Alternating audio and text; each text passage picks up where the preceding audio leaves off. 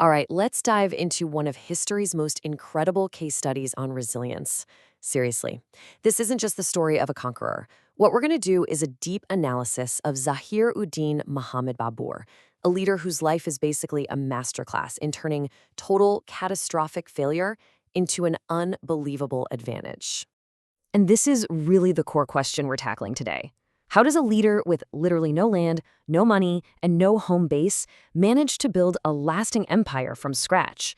I mean, it sounds completely impossible, right? Well, the answer is in this playbook of survival and adaptation that Babur pretty much had to invent on the fly. And this just puts it all into perspective. The contrast is just wow. On one side, you have Babur in 1504. He's landless, he's got fewer than 300 guys following him, he's literally wandering in the mountains. Then you fast forward just 22 years, and that same guy is the Emperor of Hindustan, the founder of the legendary Mughal dynasty. The journey from point A to point B, that's where all the good stuff is. To really understand how Babur pulled off his final victory, we have to start with his many, many defeats. We're calling this the School of Hard Knocks because, for Babur, failure wasn't just some unfortunate outcome, it was his education. It was this brutal, forging process that sharpened his strategy and his leadership. This timeline, it tells a fascinating story. It shows this strategic fixation he had. Samarkand, it was the city of his great ancestor Timur, and it was Babur's obsession, his white whale. 3 different times he fought in blood to capture it, and 3 times he lost it to bigger, stronger rivals like the Uzbeks. This brutal cycle of win and lose again and again finally forced him to realize something critical.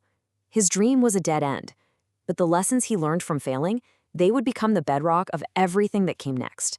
And you can just feel the despair in his own words from his memoir, The Babur Numa.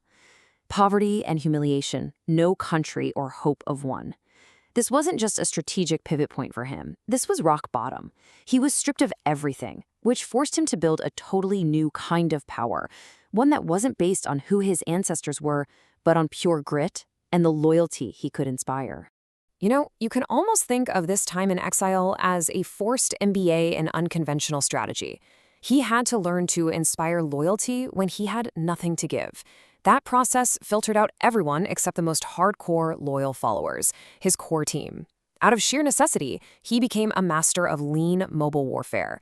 And maybe most importantly, he kept his eyes open. He was a strategic learner, watching and observing the game-changing military tech of the time, gunpowder, that was coming out of places like the Ottoman Empire. So all those hard lessons, all that failure, it all funnels into the single most important decision of his entire life, the great strategic pivot. You know, he basically acted like a modern CEO. He looked at the market and he realized he was getting crushed in the hyper-competitive world of Central Asia. It was time to exit and find a new market that was ripe for disruption. And this table really lays out his thinking. Central Asia, a red ocean. It was oversaturated with tough competitors, like the Uzbeks, who frankly had him outmatched. But India, that was a different story. It was politically fragmented, ruled by the weakening Lodi Sultanate, full of infighting. The resource base was massive. And here's the kicker. The new military tech he'd picked up, the gunpowder weapons, gave him a massive competitive advantage in that market. So he made the cold, hard, strategic call to let go of his emotional attachment to Samarkand for the incredible opportunity that was Hindustan. And that pivot leads us directly to this moment, the Battle of Panipat, 1526. This is the ultimate David versus Goliath story. It's a masterclass in asymmetric warfare, how a smaller, smarter, more innovative force can absolutely shatter a bigger, more established one. I mean, just look at the numbers here. It's staggering. Babur marches in with maybe 15,000 troops. He's facing Sultan Ibrahim Lodi's army of at least 40,000 plus 1,000 war elephants. On paper, this is a suicide mission. There's no way he should win. But Babur's plan was designed to make numbers almost irrelevant. He had 2 key tricks up his sleeve. The first was a defensive tactic called the araba, which he learned from the Ottomans. He took 700 carts, literally tied them together with chains, and created a mobile fortress right there on the battlefield.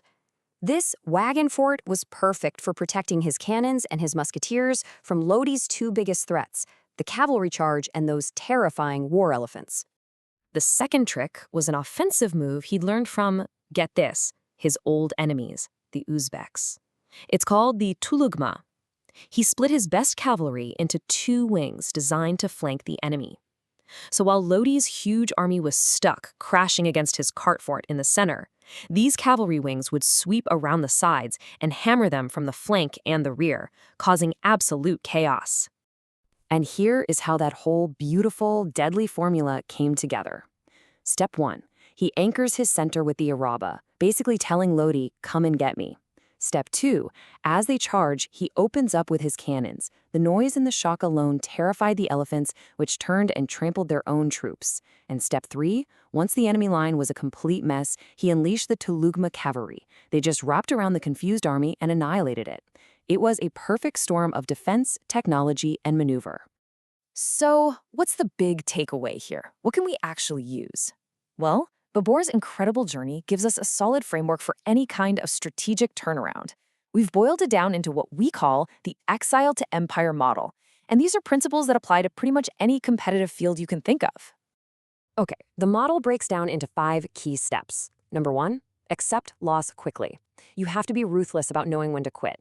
No one a market is lost, just like Babur finally gave up on Samarkand. 2, preserve the core team. When things go bad, your focus narrows to that small group of people who are with you no matter what. They're the seed for whatever you do next. 3, pivot to a better opportunity. Scan the horizon for a new, vulnerable market where your specific skills give you a unique edge. 4, use innovation to beat incumbents. You have to leverage new tech or new tactics, like Babur's gunpowder, to totally neutralize the advantages of the big guys. And finally, number 5, build legitimacy after victory. Winning the battle is just the start. You have to immediately start building institutions and turning your disruptive victory into a stable enterprise. And that really brings us to the final critical question. The question for you. What is your Samarkand? You know, the old dream, the obsession that you might need to finally let go of. And maybe more importantly, where is your India? Where is that new, game-changing opportunity that's just waiting for you to make the pivot?